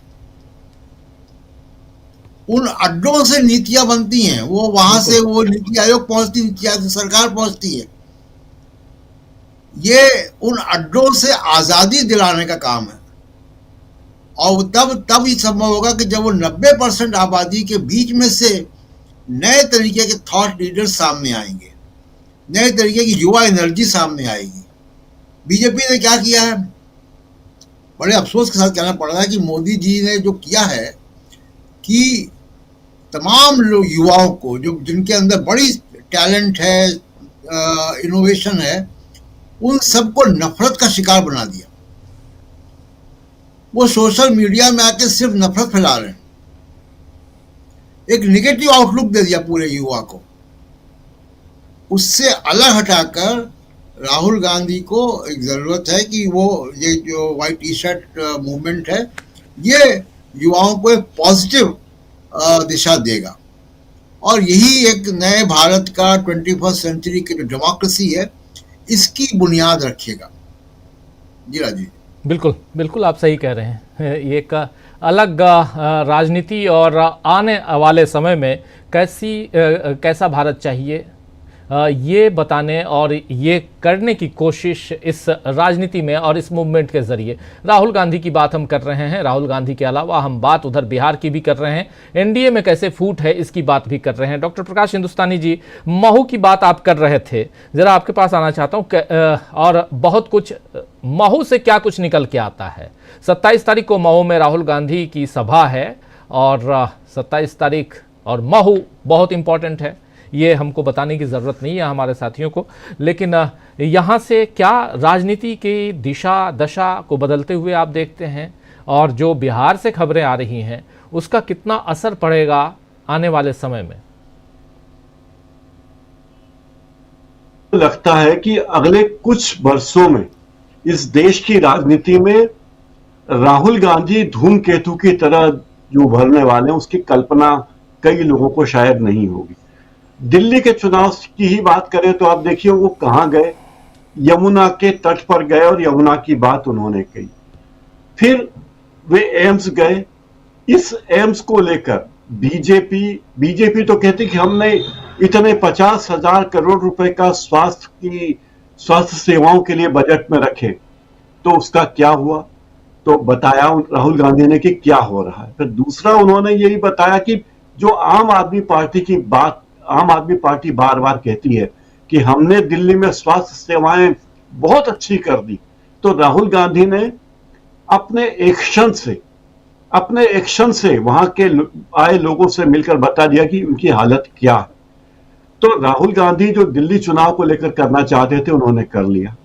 बिहार जाकर उन्हें जो करना है वो उन्होंने किया, और कल बेलगामी में जो करने वाले हैं, क्योंकि बेलगामी का महत्व वो 100 साल पहले जहां कांग्रेस का अधिवेशन हुआ था वो महत्व है। मनमोहन सिंह जी के स्वर्गवास के कारण वो कार्यक्रम आगे बढ़ रहा है, अब आगे जा रहा है जी। महू में 26 तारीख को कार्यक्रम होना था, लेकिन बहुत सारी सरकारी कार्यक्रम होते हैं तो उसे एक दिन आगे बढ़ाया गया। सोमवार 27 जनवरी को ये कार्यक्रम। इसके लिए कांग्रेस ने जो तैयारियां की है और जो कर रहे हैं, तमाम दूर दराज के क्षेत्रों में कांग्रेस के नेता जा रहे हैं। उसके साथ इंदिरा ज्योति अभियान चलाया जा रहा है, उसमें इंदिरा गांधी जी के 108वीं जयंती के मौके पर उनके कार्यों को प्रचारित किया जा रहा है। बताया जा रहा है कि इंदिरा गांधी ने क्या क्या किया था। और कांग्रेस के नेता, तमाम नेता जो अलग अलग गुटों में नजर आते हैं, वो एक मंच पर, एक जाजम पर नजर आ रहे हैं। एक मंच पर कांग्रेस के अलग अलग तथाकथित गुटों के नेता हैं और वे बोल रहे कि हमें महू में क्या क्या करना है। राहुल के साथ प्रियंका भी आने वाली हैं। इसके पहले जब भारत जोड़ो यात्रा में राहुल गांधी महू आए थे, तब भी वे बाबा साहब आम्बेडकर की जन्मस्थली पर गए थे, उनको प्रणाम किया उन्होंने। और उसके बाद आम खड़गे आए थे कांग्रेस के अध्यक्ष। अब जो महू में होने वाला है उसकी तैयारियां कांग्रेस इतने बड़े स्तर पर कर रही है और उसका तोड़ जोड़ देखने के लिए बीजेपी के तमाम नेता लगे हुए कि हम कैसे उसका तोड़ निकालें जी। दूसरी एक और मोर्चा कांग्रेस ने खोल दिया है, वो ये कि whiteshirt.in एक वेबसाइट बना दी है और उस वेबसाइट के जरिए लोगों को कहा जा रहा है कि आप आवेदन करिए, उनके आवेदनों का मेल स्वीकार किया जाएगा। उन्हें इसके साथ ही 100 दिन का फील्ड सर्वे शुरू हो रहा है, ट्रेनिंग होगी, रिस्पॉन्सिबिलिटी होगी नौजवानों को कि उन्हें क्या क्या करना है, क्या उन्हें करना चाहिए। उनका ओरिएंटेशन होगा और स्क्रूटनी होगी। और उसी के संदर्भ में कांग्रेस के तमाम नेता अपने क्षेत्र में ब्लॉक लेवल पर, तहसील लेवल पर, जिला लेवल पर, वार्ड के स्तर पर जाकर बता रहे हैं अपने कार्यकर्ता को कि आप 27 तारीख के आयोजन के लिए और व्हाइट टी शर्ट अभियान के लिए 1-1 मिनट के वीडियो बनाइए और सोशल मीडिया के तमाम प्लेटफॉर्म पर शेयर कीजिए। तो ये लड़ाई सोशल मीडिया पर बहुत तेजी से लड़ी जा रही है, क्योंकि कांग्रेस के नेताओं को पता है कि उन्हें जो आम मीडिया या जिसे गोदी मीडिया कहते हैं उसमें वो तवज्जो नहीं मिल रही। तो मीडिया कुछ भी दिखाए, भले ही कुंभ दिखाते ही रहे और मोनालिसा दिखाए और IIT वाले इंजीनियर को दिखाए, लेकिन कांग्रेस के भीतर जो अभियान है वो बहुत जबरदस्त है। दूसरी बात यह कि कांग्रेस ने दिल्ली में चुनाव लड़ने का फैसला जो अकेले किया है, उससे कांग्रेस के लोगों में बहुत उत्साह आया। अब मेरी कांग्रेस के कुछ पुराने नेताओं से बात हुई तो उन्होंने कहा कि ये एक ऐसा फैसला है कि जो कांग्रेस को नई ऊर्जा देगा, नई ताकत देगा। हमारे कार्यकर्ता, कांग्रेस के कार्यकर्ता कहते हैं, हमारे कार्यकर्ता 5 साल तक मेहनत करते हैं अपने क्षेत्र में, कार्यकर्ताओं से मिलते हैं, मतदाताओं से मिलते हैं, युवा लोगों से मिलते हैं, कांग्रेस के बारे में बताते हैं।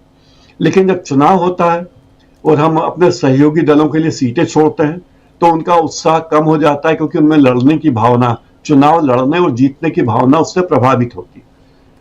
अब जिस तरीके से राहुल गांधी दिल्ली में चुनाव अभियान चला रहे हैं और जिस तरह कांग्रेस ने रणनीति बनाई, उससे लोग, पूरे देश के लोग बड़े उत्साहित हैं। यहां तक कि कांग्रेस ने जो अपना नया कार्यालय बनाया है उसका वीडियो शेयर किया है, तो वो वीडियो कांग्रेस के कार्यकर्ता आपस में शेयर कर रहे हैं जो कांग्रेस के ट्विटर हैंडल पे था। यानी कांग्रेस के कार्यकर्ताओं में इस बात का स्वाभिमान तो आ रहा है कि हम भी कम नहीं हैं, हमने उतना उस तरह की सत्ता स्थापित नहीं की जो वर्तमान सरकार कर रही, बीजेपी की सरकार कर रही, लेकिन हमारी जड़ें कहाँ हैं। और महू में जहां डॉक्टर भीमराव अंबेडकर का जन्म हुआ था, उनके पिता सेना में थे, महार रेजिमेंट में सिपाही थे और उन्हीं के निवास में, घर में उनका जन्म हुआ था। तो वो एक ऐतिहासिक जगह है और महू में ही बाबा साहब आम्बेडकर के नाम पर विश्वविद्यालय है। और राजीव जी, मेरी पढ़ाई लिखाई बचपन पूरा महू में बीता, तो मैं आम्बेडकर जी से अपने आप को खास तौर पर जोड़ता हूं कि हमारे शहर के ऐसे व्यक्ति जन्मे हैं जिन्होंने पूरे देश का संविधान बनाया है। तो एक बड़ा महत्व है। तो महू में कांग्रेस के नेता आ रहे हैं, राहुल और प्रियंका आ रहे हैं। तो राहुल और प्रियंका के आने का एक फर्क तो यह पड़ने वाला है कि पूरी कांग्रेस नए सिरे से खड़ी हो रही है मध्य प्रदेश में जहां से कांग्रेस का एक भी लोकसभा उम्मीदवार जीता नहीं, 29 के 29 सीटें बीजेपी जीती, उस राज्य में कांग्रेस नए सिरे से खड़ी हो रही है।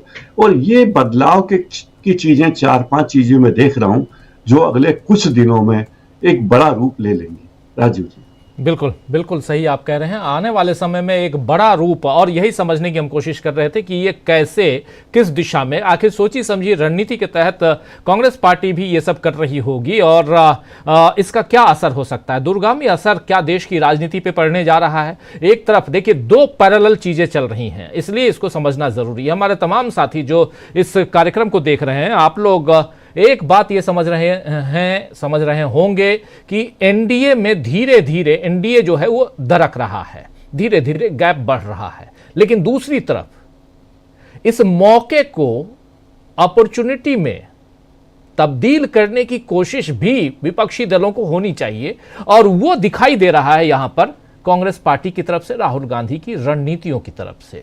भले उन बातों का प्रचार प्रसार बहुत कम हो, कांग्रेस पार्टी प्रचार प्रसार में शायद ऐसे भी पिछले 10-12 साल से आप देख ही रहे हैं कि नहीं, और नरेंद्र मोदी की सरकार आने से पहले से, क्योंकि 2011-12 में जैसे ही कांग्रेस के ऊपर, मनमोहन सिंह सरकार के ऊपर हमला बोलना शुरू हुआ, उसके बाद से आपने देख लिया, पहले रामदेव ने काला धन वापस लाएंगे का हमला बोला, फिर एक अन्ना हजारे नाम के एक साहब जो हैं वो अवतरित हो गए दिल्ली में, उन्होंने क्या कुछ किया ये आप लोगों ने देखा, ये सब कुछ हुआ।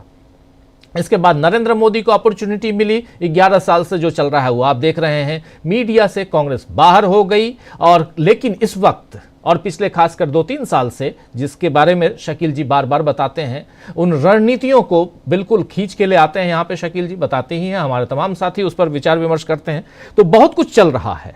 और इसीलिए यहां समझना, अमलेंदु उपाध्याय जी, क्या एक तरफ एनडीए का कुनबा, दूसरी तरफ कांग्रेस पार्टी, अभी मैं इंडिया गठबंधन की बात नहीं कर रहा हूं, इंडिया गठबंधन, जितनी बातें इंडिया गठबंधन के नेता कर लें, लेकिन आप, हम और हमारे तमाम साथी जानते होंगे, सब आखिर में कांग्रेस पार्टी की तरफ देख रहे हैं। और वो दिखाई दे रहा था 2024 लोकसभा चुनाव में। आखिर वही संविधान लेकर अखिलेश बाबू भी घूम रहे थे, वही संविधान लेकर उधर ममता बनर्जी भी घूम रही थी, वही संविधान लेकर उधर तेजस्वी यादव भी घूम रहे थे, वही संविधान लेकर नीचे तमिलनाडु में स्टालिन घूम रहे थे, उसी संविधान को लेकर दिल्ली में और पंजाब में अरविंद केजरीवाल घूम रहे थे। तो साफ दिखाई देता है। लेकिन इस संविधान को लेकर कौन आया था? राहुल गांधी अपनी भारत जोड़ो न्याय यात्रा में, याद कीजिए। तो ये एक फ्रेम है, जरा इससे आगे बढ़ने की कोशिश करते हैं। क्या यहां से तस्वीर आने वाले समय में और भी स्पष्ट और भी साफ होते हुए देखेंगे हम? अमलेंदु जी। बिल्कुल, आने वाला समय जो है वो तस्वीर और स्पष्ट होती जाएगी। और दूसरा, आपदा में अवसर जो है वो केवल मोदी जी नहीं जानते हैं, दूसरे लोग भी आपदा में अवसर खोजना जानते हैं। तो अगर एनडीए आपदाग्रस्त हो रहा है तो दूसरे लोग उस एनडीए की आपदा में अपने अवसर क्यों नहीं खोजेंगे? जाहिर सी बात है कि जब लड़ाई सत्ता की है और सत्ता में कैसे आना है इसकी लड़ाई है, तो अगर एनडीए जो है या नरेंद्र मोदी जो है या भारतीय जनता पार्टी जो है, वो अगर इंडिया गठबंधन के अंतर विरोधों में अपने लिए कोई जगह देखना चाहते हैं, तो इंडिया गठबंधन क्यों नहीं एनडीए के अंतर विरोधों में अपने लिए अवसर खोजेगा? बहुत सीधी सी बात है, बहुत सीधा सा गणित है। तो इसमें कोई मतलब कोई रॉकेट साइंस नहीं है। तो अगर एनडीए के अंदर राजीव जी इस तरीके से इख्तलाफात बढ़ रहे हैं और आपस में इस तरीके की चीजें हो रही हैं, औकात दिखाने की बातें हो रही हैं और धमकाने की एक दूसरे को बातें हो रही हैं, और अभी तक यही तय नहीं कर पा रहे हैं कि मुख्यमंत्री जो है कौन होगा, किसके नेतृत्व में चुनाव लड़ाना है। अच्छा चलिए, बिहार में तो ठीक है भाई, आपके पास आपने कह दिया कि भाई नीतीश कुमार से बात करके हम फैसला करेंगे। दिल्ली में क्या मुसीबत है भारतीय जनता पार्टी के पास? वहां क्यों नहीं अपना मुख्यमंत्री का चेहरा घोषित कर रहे हैं? भाई, आप जब दुनिया की सबसे बड़ी पार्टी हैं और नरेंद्र मोदी तीसरी बार प्रधानमंत्री बन गए हैं, आपने बताया है कि बहुत बड़ा करिश्मा नरेंद्र मोदी ने कर दिया है, तो तीसरी बार अगर नरेंद्र मोदी प्रधानमंत्री बन गए हैं तो दिल्ली में आपका कैंडिडेट कौन है? क्या दिल्ली में भी मोदी जी मुख्यमंत्री बनेंगे? अभी तो आप ये भी नहीं कह रहे कि दिल्ली में मुख्यमंत्री मोदी जी बनेंगे। भाई, महाराष्ट्र में तो आप कह रहे थे मोदी जी मुख्यमंत्री बन जाएंगे, हरियाणा में आप बता रहे थे कि मोदी जी मुख्यमंत्री बन जाएंगे, लेकिन यहाँ तो आप बता भी नहीं रहे कि मोदी जी मुख्यमंत्री बनेंगे दिल्ली में। तो इनका जो राजीव जी जो अंदरूनी संकट है एनडीए का और भारतीय जनता पार्टी का, वो अब सतह पर आना शुरू हो चुका है, और ये धीरे धीरे जो सतह पर आ रहा है राजीव जी, और काफी ज्यादा गहरा होता चला जा रहा है। ऐसा नहीं है कि एकनाथ शिंदे जो है कुछ बयान दे करके और चले जाते हो, फिर या सिर्फ दबाव बनाने की राजनीति हो। दबाव बनाने की राजनीति नहीं है, दबाव बनाने के साथ साथ इस अवसर की तलाश भी है कि इस दबाव में कब नरेंद्र मोदी हाथ खींचें या भारतीय जनता पार्टी हाथ खींचे, और तब भारतीय जनता पार्टी से दूसरे लोग अपने हाथ खींचे। क्योंकि चाहे वो एकनाथ शिंदे हो, चाहे नीतीश कुमार हो, चाहे जीतन राम मांझी हो, कोई भी हो, वो सिर्फ राजीव जी राज्यों की अपनी राजनीति को प्रभावित नहीं कर रहे हैं, अब वो केंद्र की राजनीति को भी प्रभावित कर रहे हैं। यानी अगर पशुपतिनाथ पारस हैं और वो कह रहे हैं कि बाबा साहब डॉक्टर भीमराव अंबेडकर हमारे लिए जो है वो पूजनीय है, हमारे लिए भगवान है, तो ये सीधा सीधा संदेश किसके लिए है? ये सीधा सीधा संदेश अमित शाह के लिए, भारतीय जनता पार्टी के लिए, कि अमित शाह ने जिस तरीके से डॉक्टर अंबेडकर का लोकसभा में, उसने राज्यसभा में खड़े होकर अपमान किया, तो वो स्वीकार्य नहीं होगा और बिहार में एक मुद्दा बनेगा। इसके संकेत पशुपतिनाथ पारस ने एक तरीके से दे दिए हैं। पशुपतिनाथ पारस आज भी एनडीए में ही हैं, कल को कहाँ चले जाएंगे वो बात अलग की है, लेकिन अगर आज वो एनडीए में रहते हुए ये कह रहे हैं कि बाबा साहब अंबेडकर जो हैं वो हमारे लिए भगवान हैं, तो इसका मतलब कि ये मामला बड़ा बनता चला जा रहा है और ये अमित शाह का या भारतीय जनता पार्टी का पीछा छोड़ने वाला नहीं है।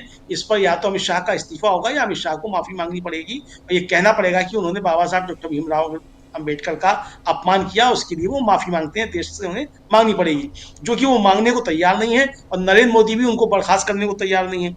तो इसीलिए राजीव जी, अब जो बेलगावी का जो रैली होनी है और महू में जो होना, देखिए महू तो वैसे भी राजीव जी मुझे याद पड़ता है कि भारतीय जनता पार्टी के निशाने पे बहुत पहले से है। 80 के दशक में जब सांप्रदायिक दंगों की बाढ़ आई थी तो मध्य प्रदेश में सबसे पहले जो 2 दंगे सबसे ज्यादा सुर्खियों में आए थे वो महू और खरगोन के दंगे थे राजीव जी, जिन्होंने भागलपुर बदायूं के बाद जो था वो राष्ट्रीय क्षितिज पे अपनी सुर्खियां बटोरी थी दंगों की वजह से। महू और खरगोन के दंगे थे।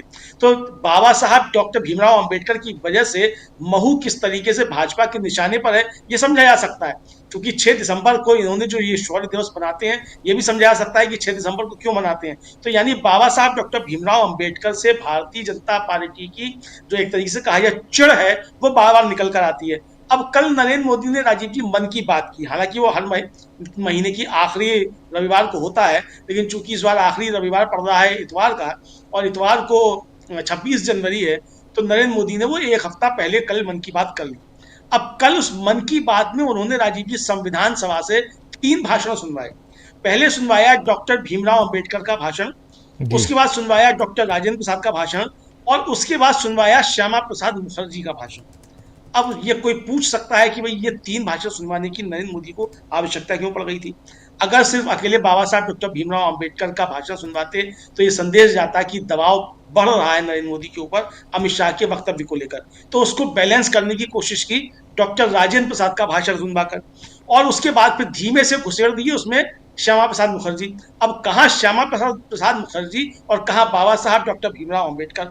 यानी यहाँ फिर नरेंद्र मोदी ने एक तरीके से देखा जाए बाबा साहब डॉक्टर भीमराव अंबेडकर का अपमान करने की कोशिश की कि बाबा साहब डॉक्टर भीमराव अंबेडकर के साथ डॉक्टर राजेंद्र प्रसाद का भाषण सुनवाना, ये तो समझ में आता है कि बाबा साहब डॉक्टर भीमराव अंबेडकर। अमलेंदु जी, माफी चाहूंगा बीच में टोक रहा हूं, आप मन की बात सुनते हैं?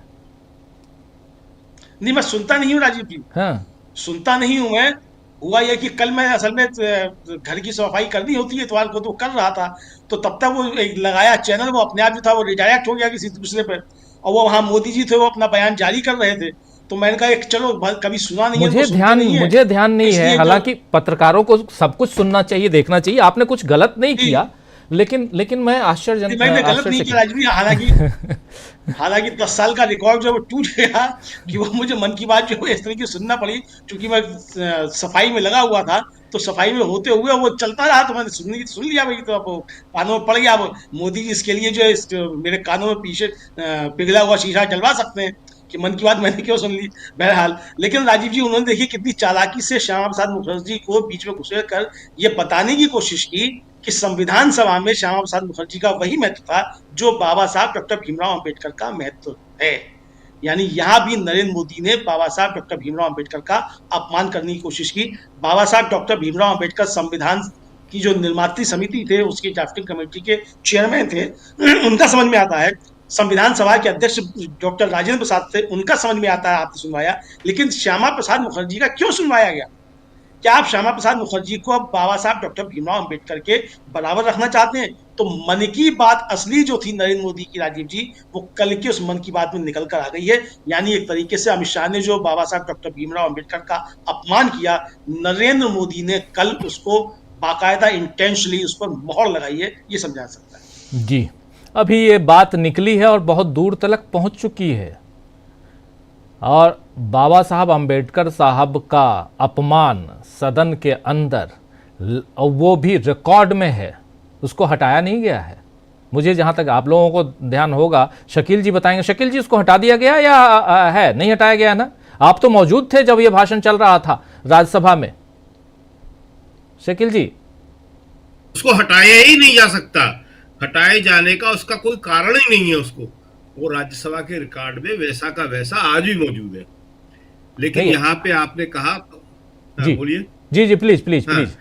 यहाँ पे एक अपडेट देना आपको जरूर चाहेंगे हम, कि अभी जो है कांग्रेस ने अरविंद केजरीवाल पे एक और बड़ा हमला किया है, और वो हमला बाबा साहब अंबेडकर के जो मानने वाले हैं उनको लेकर ही किया गया है। अभी कांग्रेस की तरफ से उनके जो मीडिया डिपार्टमेंट के जनरल सेक्रेटरी हैं जयराम रमेश ने कहा है कि केजरीवाल ने ग्रंथियों और पुजारियों के लिए वेतनों की घोषणा की है, लेकिन बुद्ध विहार, वाल्मीकि और रविदास मंदिर के लिए ऐसी कोई घोषणा नहीं की है। इसका मतलब है, ये उनके शब्द जयराम रमेश के, हमारे नहीं है, इसका मतलब है कि वे लोग दलित विरोधी लोग हैं, दलित विरोधी सोच के लोग हैं। और इससे भी आगे बढ़ते हुए उन्होंने एक और डाटा दिया है। उन्होंने कहा है कि आम आदमी पार्टी के 10 से ज्यादा राज्यसभा मेंबर हैं, लेकिन इनमें कोई भी SC ST का नहीं है। साथ ही उन्होंने कहा है कि जो दलित नेता थे राजेंद्र गौतम, कैबिनेट मंत्री, उसको इन्होंने बेइज्जत करके निकाल दिया। दिल्ली के अंदर अरविंद केजरीवाल आरक्षण व्यवस्था को कमजोर कर रहे हैं। तो ये हम खास तौर से इसलिए बता रहे हैं कि अभी आज कुछ लोगों ने कहना शुरू कर दिया था, जो राहुल गांधी की तबीयत खराब होने की वजह से उनकी पदयात्रा जो स्थगित हुई थी, कि क्या राहुल रियायत बरत रहे हैं। राहुल कोई रियायत नहीं बरत रहे हैं, कांग्रेस कोई रियायत नहीं बरत रही है। इसीलिए अभी शाम को जयराम रमेश ने ये स्टेटमेंट इशू किया है, और उन्होंने कहा है कि दलितों के साथ आम आदमी पार्टी द्वारा किए जा रहे अन्याय के विरोध में आज कांग्रेस के नेता और पूर्व सांसद उदित राज को अरविंद केजरीवाल ने गिरफ्तार भी करवा लिया।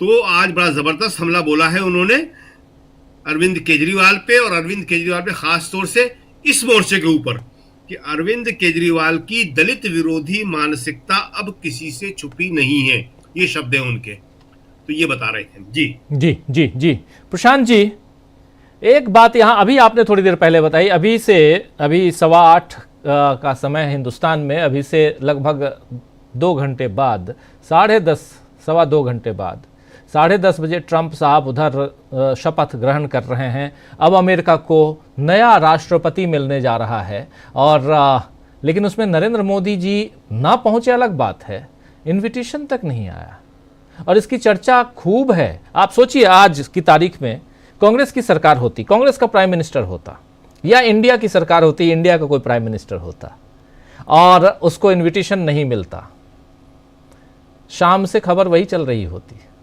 पहले से तो था ही, शाम से चल रही होती। खैर, ये इस पे चर्चा नहीं, चर्चा और जो बात है वो ये है कि क्या जो भारत के अंदर की जो सियासी हालत है, ऐसे में अमेरिका में परिवर्तन जो है, थोड़ी सी चर्चा इसकी यहाँ छेड़ना चाहता हूँ। अमेरिका में जो परिवर्तन है उसका असर पड़ते हुए देखते हैं क्या आप? इसीलिए राजीव जी मैंने चर्चा की थी कि नया अमेरिका क्या है। अमेरिका, देखिए, जो आर्थिक जिसकी दावेदारी होती है, जो अर्थव्यवस्था को कंट्रोल करता है, वही राजनीति को भी कंट्रोल करता है। अमेरिका में इस वक्त अब टेक्नोलॉजी वाले जो उद्योगपति हैं, उनका बोलबाला है। एलन मस्क जो टेस्ला कार के मालिक हैं, जो दुनिया के नंबर 1 सबसे रईस आदमी हैं, वो ट्रंप के बहुत करीबी सलाहकार है। ट्रंप को ब्यूरोक्रेसी में कैसे रिफॉर्म्स करने उसकी सलाहकार कमेटी में है। वो बहुत कुछ तय करने वाले हैं, बहुत कुछ ये नया निज़ाम तय करेगा। और ट्रंप का जो पहला सत्र था और जो अब राष्ट्रपति वो बन रहे हैं, उनकी प्राथमिकताएं बहुत डिफरेंट हैं। और अब वो चाइना को लेकर, अब आप देखिए कि उन्होंने चाइना के शी जिनपिंग को इनवाइट किया था, वो गए नहीं, बात अलग है, लेकिन उनको इनवाइट किया जी, बातचीत की फोन पे, आधे घंटे बातचीत हुई है दोनों के बीच, जी शी जिनपिंग और डोनाल्ड ट्रंप के बीच जी। लेकिन यहाँ ये खबर अभी तक नहीं है, विदेश मंत्रालय से भी इसकी पुष्टि नहीं है कि नरेंद्र मोदी और डोनाल्ड ट्रंप की बातचीत हुई हो पिछले दिनों। हाँ, तो ट्रंप के इनॉग्रेशन के तुरंत बाद शायद खबर है कि क्वाड की एक मीटिंग होगी जिसमें हमारे विदेश मंत्री वहाँ होंगे। लेकिन आप देखिए राजीव जी कि इसकी कोई परंपरा नहीं है, कोई रिकॉर्ड नहीं है। भारत के प्रधानमंत्री अमेरिका के राष्ट्रपतियों के शपथ ग्रहण समारोह में शामिल नहीं होते रहे हैं, लेकिन इसको बिना मतलब एक टूल दिया गया और वो टूल भी उन्हीं की तरफ से आया। और जब विदेश मंत्री वहाँ पे कई दिनों तक रहे अमेरिका में, तब इस बात को हवा लगी कि वो इनविटेशन को प्रोक्योर करने वहाँ पे गए हुए कि इनविटेशन हासिल हो जाए, वो हुआ नहीं। देखिए, डोनाल्ड ट्रंप एक अलग तरीके के पॉलिटिशियन है और वो बहुत कुछ, उस वक़्त वो क्या सोच रहे हैं वो बहुत टेम्परामेंटल है। तो बहुत सी बातें हैं जो मीडिया में चलती हैं। एक बात ये भी है कि जब मोदी जी वहाँ गए थे, ट्रंप उनसे मिलना चाहते थे, तब ये कयास लगाए जा रहे थे सर्वेज में, पोल्स में, सर्वे में कि कमला हैरिस चुनाव जीत रही हैं और डोनाल्ड ट्रंप से वो नहीं मिले। पिछली बार का जब वो डोनाल्ड ट्रंप की एक रैली में चले गए थे और अब की बार ट्रंप सरकार कर दिया था, उसका खामियाजा ही भुगता मोदी जी ने। तो इन सब के चलते एक विवाद बिना मतलब का पैदा हो गया। अब ट्रंप के दूसरे टर्म में भारत के रिश्ते क्या होंगे, इस पे हम लोग अलग से बात कर सकते हैं। और जी बिल्कुल आप सही कह रहे हैं। इस पे अलग से ट्रंप के मामले में अलग से हम लाइव करेंगे, उस पर बात करेंगे। लेकिन बहुत इंपॉर्टेंट है कि यहाँ पर देश की सियासत में अमेरिका के बदलाव का कितना असर पड़ेगा, लेकिन देश में जो अंदर खाने चल रहा है उस पर भी आखिर 240 पे सिमटी हुई बीजेपी के लिए कितनी चुनौतियाँ हैं आज की तारीख में, और इन चुनौतियों में और भी चुनौतियाँ कैसे पेश हो रही हैं, खासकर उधर से बिहार से, जिसमें नीतीश बाबू अभी बिल्कुल चुप हैं, लेकिन नीतीश बाबू क्या करेंगे इसका कोई ठिकाना नहीं। दूसरी तरफ लालू प्रसाद यादव ने अपना मंच जो है वो तैयार कर रखा है और उस मंच पे अलग अलग नेता दिखाई देते हैं, दिखाई देंगे, आने वाले समय में भी दिखाई देंगे। लेकिन इन सब के बीच जीतन राम मांझी का आज मोर्चा खोल लेना, इसके भी बहुत मायने हैं। एकनाथ शिंदे फिर से नाराज हो गए हैं, इसके भी बहुत सारे मायने हैं। तो महाराष्ट्र हो या बिहार हो, और इन सब के बीच महाराष्ट्र और बिहार की बात अगर करें तो इतना साफ है। एक बार जल्दी से डॉक्टर प्रकाश हिंदुस्तानी जी आपके पास आता हूं। महाराष्ट्र की सियासत को बहुत नज़दीक से आपने देखा है। महाराष्ट्र या बिहार जब एक बार गिरने का क्रम शुरू होता है, साथ छोड़ने का क्रम शुरू होता है, तो फिर उसकी लंबी लाइन लग जाती है। क्या ये समय भी आने वाले दिनों में हम देखेंगे, जिसमें मैं एनडीए की बात कर रहा हूं, एनडीए की? जी हाँ, एनडीए के बारे में, खास करके बीजेपी के बारे में एक बात कही जाती है कि बीजेपी अपने सहयोगियों के साथ कभी समानता का बर्ताव नहीं करती। मौका पड़ते ही वो अपने सहयोगियों को पीछे छोड़ने की, नीचा दिखाने की कोशिश करती है। और महाराष्ट्र में इसके बहुत सारे उदाहरण देखे जा सकते हैं। आप देख सकते हैं कि जब शिवसेना लोकसभा में बीजेपी से बड़ी पार्टी थी एक जमाने में, बीजेपी के कम सांसद थे शिवसेना के ज्यादा थे, और शिवसेना ने बीजेपी से समझौता किया था, बीजेपी ने शिवसेना से नहीं किया। जब मुख्यमंत्री बनने की बात आई उद्धव ठाकरे के, तो बीजेपी ने शिवसेना से नाता तोड़ लिया कि हम अलग हैं, आप अपना, जो हमारे विधायक ज्यादा हैं इसलिए हमारा आदमी बनेगा। लेकिन वही नियम बीजेपी बिहार में लागू नहीं करती। यानी जहां मतलब की बात होती है बीजेपी के साथ, वहां बीजेपी मतलब की इंतहा तक पहुंच जाती। फिर दूसरी बार जब मुख्यमंत्री बनाने की बात हुई और जब उन्होंने सुबह 5 बजे राज्यपाल जी ने शपथ दिलाई मुख्यमंत्री पद की, तब बीजेपी फिर उजागर हुई कि बीजेपी किस तरह अपने साथियों के साथ दगाबाजी करती है। अब तीसरी बार फिर जब बंटवारा हुआ, शरद पवार की पार्टी टूटी और शिवसेना टूटी, तब फिर साबित हुआ कि बीजेपी अपने उन साथियों को जो दशकों से उसके साथ हैं, जो गर्दिश के दिनों में बीजेपी के साथ थे, उन्हें अपने साथ नहीं रखती। दूसरी तरफ बीजेपी अपने स्वार्थ के लिए कुछ भी फैसले ले लेती, कैसे भी फैसले। बिहार उसका एक नमूना है। आप देखिए कि बिहार में नीतीश बाबू सबसे ज्यादा सीट पाते हैं तो भी मुख्यमंत्री, दूसरे नंबर पर रहते हैं तब भी मुख्यमंत्री, तो आखिर ऐसी बीजेपी की मजबूरी है। यानी बीजेपी को लगता है कि हम क्या करें, और इसी तरह के किरदार बीजेपी नेताओं के दूसरे राज्यों में भी देखने को मिले। खासकर पूर्वोत्तर राज्यों के भी आप देखिए उदाहरण कैसे रहे। मध्य प्रदेश में बीजेपी और कांग्रेस की सीधी लड़ाई है, ये बात समझ में आई। लेकिन अभी भी आप देखिए जिन जिन राज्यों में बीजेपी एनडीए के साथियों के साथ है, वो कभी भी चिराग पासवान की किस तरह पिछले पूरे लोकसभा सत्र में, सत्र क्या कह रहे हैं, पूरे कार्यकाल में लोकसभा के, चिराग पासवान अपने आप को वफादारी साबित करते रहे, लेकिन उन्हें मौका नहीं मिला, उनके चाचा जी को मिल गया। तो बीजेपी में नियम या व्यवस्था यही है कि जो मोदी जी कहें, जो अमित शाह कहें, वही नड्डा जी कहते हैं और वही दूसरे लोग भी कहते हैं। अब जिस तरीके से बीजेपी के अध्यक्ष को चुनने की चुनौती है, उसी तरह हमारे प्रदेश मध्य प्रदेश में भी बीजेपी के अध्यक्ष को चुनने की बड़ी चुनौती है। जिला अध्यक्षों को लेकर जो झगड़े मचे हैं वो भी दिखने की अजीब बात लगती है। तो बीजेपी अपने साथियों के लिए, एनडीए के दूसरे दलों के लिए कभी भी उदार नहीं रही। उसे लगता है कि हम अपना एकाधिकारवादी बनाए रखें और दीर्घकालिक युद्ध, जैसे अभी भी बिहार में उन्होंने नहीं कहा कि नीतीश बाबू हमारे नेता होंगे या हमारे गठबंधन के नेता, नहीं कहा। तो ये बीजेपी की पुरानी परंपरा है।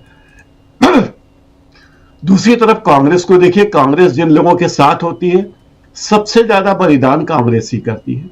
हर जगह कांग्रेस बलिदान करती है। यूपी के उपचुनावों में 9 की 9 सीटों पर कांग्रेस ने समाजवादी पार्टी के उम्मीदवारों को खड़ा रहने दिया। तो ये बेसिक अंतर लोगों को समझ में आ रहा है और एनडीए के दलों को भी समझ में आ रहा है कि ये बीजेपी क्या है और क्यों एनडीए में रहना उनकी सेहत के लिए, उन दलों की सेहत के लिए अच्छा नहीं है। राजीव जी, बिल्कुल बिल्कुल आप सही कह रहे हैं। तो बहुत कुछ अभी हम देखेंगे, पिक्चर अभी बाकी है कह सकते हैं, और इसमें अभी शुरुआत हो रही है। दरकती हुई दीवारें जो हैं वो और भी आपको क्लियरली दिखेंगी, बहुत लोगों को अभी दिखाई नहीं दे रही हैं। कई लोग कहते हैं कि बार बार आप बिहार की चर्चा करते हैं। भाई साहब, बिहार की 4 पार्टियां हैं जो एनडीए में हैं, इसलिए चर्चा करते हैं हम। और ऐसे ही 4 पार्टियां उधर हैं महाराष्ट्र की, उसकी भी चर्चा करेंगे। और यहां से अगर हाथ खींच लिए तो चंद्रबाबू नायडू नहीं बचा पाएंगे, उनको भी अपना हाथ खींचना पड़ेगा। और ये सब बहुत जल्दी आप इस 2025, कुछ लोग हम भविष्यवाणी नहीं, भविष्यवक्ता नहीं है, लेकिन इस साल बहुत कुछ आप देखेंगे, क्योंकि बिहार का चुनाव है, इसलिए बिहार पर ज़्यादा फोकस है। बिहार से खबरें वैसी आ रही हैं जिसका असर दिल्ली पे पड़ रहा है, पड़ेगा, इसलिए हम बात कर रहे हैं। कब तक आप ढकते रहेंगे उस चादर से जो आपकी नहीं है? कोई उठा के ले गया तो सब कुछ दिख जाएगा। इसलिए थोड़ा इंतज़ार कीजिए और मज़े लीजिए राजनीति का, देश की राजनीति का। बहुत बहुत शुक्रिया डॉक्टर प्रकाश हिंदुस्तानी जी, बहुत बहुत शुक्रिया प्रशांत टंडन जी, शकील अख्तर जी और अमलेंदु उपाध्याय जी, आप सबका बहुत शुक्रिया, बहुत धन्यवाद इस चर्चा में बने रहने के लिए। आप तमाम साथी, आप सबका भी बहुत बहुत शुक्रिया अदा करता हूँ। We the people